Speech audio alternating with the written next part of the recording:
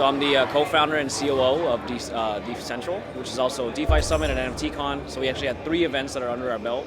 A little bit about me is basically like we do mostly just events around the world and kind of bringing together the ecosystems. Okay, awesome.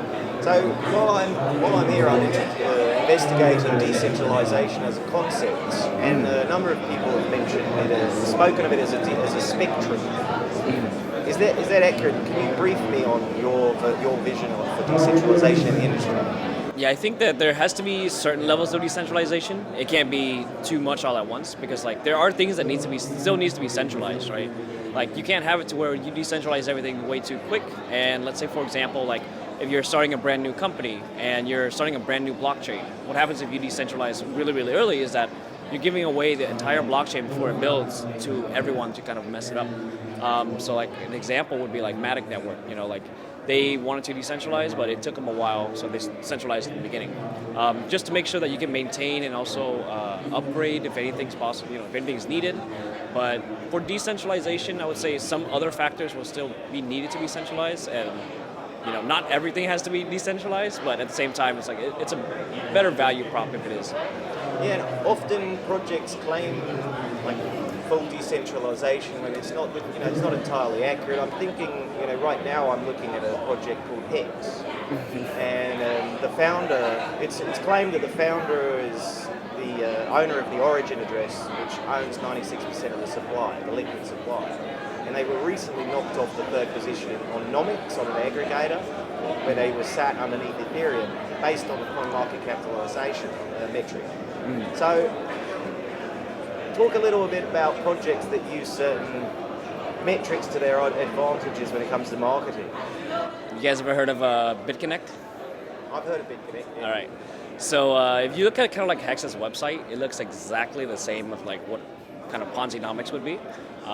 Like whenever you're kind of like duping people into kind of like high numbers, right? Like if I create literally a brand new project overnight, place it onto like Uniswap, and I'm the 96% owner of it, I can actually pump it up if I want to make it to where it's you're fudging the numbers and stuff. I don't think that like with Hex and everything that if you have 96% ownership, it's not decentralized at all. Even if the mint key, if you have the mint key, as long as you burn the mint key, as long as like that happens, you can see publicly that you burned it. But if you still have it in a possession or anything, there's things in the industry called rug pulls too. That's what they do. It's the same concept as having the mint key, and then after a while, when you're not, when everything's going fine, everything's going dandy, and then they just rug you out of there. So exactly, and it seems to come to the case that depending on the level of decentralization in a project corresponds to the potential of it, the risk tolerance or the potential of it being a scam. Are those two interlinked in your mind? I think that it's kind of like what the decentralization of it. Let's see. So a scam would be a little bit of something different. I think that Hex isn't a scam yet because of the fact that he hasn't rugged or whoever hasn't rugged. So I can't say it's a scam. But in terms of decentralizing, if you have 96% of ownership in one wallet that has basically majority vote, even if it's down to 20% or 30%, you still don't want to have a centralized entity try to at least control it, right? So for example, like Uniswap, even though it's completely decentralized on the web, can still have access to where you can remove certain things off their website. They also have it to where Coinbase and exchanges also own a majority of it as well, so they can actually swing votes if they needed to. So it's kind of like things like those that make decentralized not decentralized. Decentralized protocols not decentralized, but it's just kind of like it varies between. But a scam would be literally right after they rug. So right after they pull all the money, then yes, we can call it a scam, but till then, it's just, Yeah, exactly. Until then, what term do we use? Benevolent dictator is one such term that's been used for Richard Hart. Over the last 2 years of Hex's existence, he has not, or the Origin address has not dumped or rug pulled. But I think rug pull it feels like a moment. Whereas the reality more likely is that you are having you're having the account gently let dry over time. Slowly. So I don't know what the term for that would be. Bleeding them dry, I guess. Yeah, so it's possible. I mean, it's possible that that's what is occurring, and then you avoid this scam occurrence, like a moment. With this kind of scam? There's a thing that they can do to kind of make it all go away. Literally, you can do a one-to-one swap. If let's say let's say you actually own the mint key, but you forgot about it or lost it in an account, just go ahead and swap it. Just do a one-to-one swap. Basically, all the tokens that are generated receive one-on-one equally, and then from there, burn the mint key publicly. If that's the case, or depending on however they want to structure it, but like. Code is key. Like code is king. So you can kind of see everything within the code that it's not there, right? It's technically there, but it's not already burned. It's not trying to become decentralized. You have a majority share that's going to own the majority of it, and it's just kind of like that. I don't want to say pyramid, but it's kind of like that top approach. That top's just going to dump on the bottom, but it's just basically the game of how long will they take? That's it.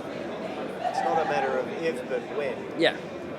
Okay, and CoinMarketCap as a metric is thrown about the place a hell of a lot, right? Mm-hmm. Why? And yet it's so easy to manipulate. Why does the industry commit to continuing to use this metric in any sort of useful manner? Well, it depends. So if you look at it for like price oracles, there's also other different ones that actually use price data as well. So you can look at CoinGecko. You can also look at on-chain data as well, like Band Protocol. The graph also does like NFT metrics and everything like that too. So mostly, I would say, if you're looking at like Oracle services, you don't have to always use one site. You can always use multiple sites and things like that to aggregate price data. So it just depends. I would say most importantly, it was like Band Protocol and them. Like they have on-chain Oracle data, Chainlink as well, to kind of be able to filter in case of any discrepancies. So it's a question of knowing where to look. Yeah. And looking in a variety of places, not just one. Unfortunately, a lot of people don't tend to do that. But I mean, even Etherscan shows Hex in third place because it's pulling in the data. I mean, that's a block explorer, right? Mm-hmm. So it's pulling in the raw data from the blockchain. And yet, Richard or whomever else has figured out a way to pump their token to the top of the list. So Pumpamentals, Exactly. I think it's a term he coined, as far as I can understand. Yeah. So there's a lot of ways to do it, but Pumpamentals it's crypto, so it's kind of like the wild wild west. I would say there's a lot of ways to fudge numbers on chain, but once again, like if you have the liquidity, like it's undeniable, right? So yeah, it was just. I'm not comparing it earlier to like BitConnect. I'm just saying that there are very similar things that I do see. So for me, I won't get into Hex. I can stay poor if that's what they want to call me and stuff like that. But yeah. Okay. Is there anything you'd like to add while we have the cameras rolling? Yeah. So a little bit about kind of like this event and everything is like we wanted to bring everyone in the industry together. Like everyone's very siloed, very kind of like in their own little areas. And we wanted to have them basically have a place to actually grow together, right? In order to kind of like move Web3 and kind of get everyone to decentralize later on, is to have these partnerships to where they can help each other. And that's like the main thing with the events that we're trying to do is like making sure that everyone comes in and they're able to kind of build relationships like this and be able to kind of foster more from different projects. Like every conference, even for the past ones that we've had a lot of people actually work together afterwards and create really great products for the industry. And it's kind of like our slogan. It's like we're all going to make it. So might as well just help everyone push forward.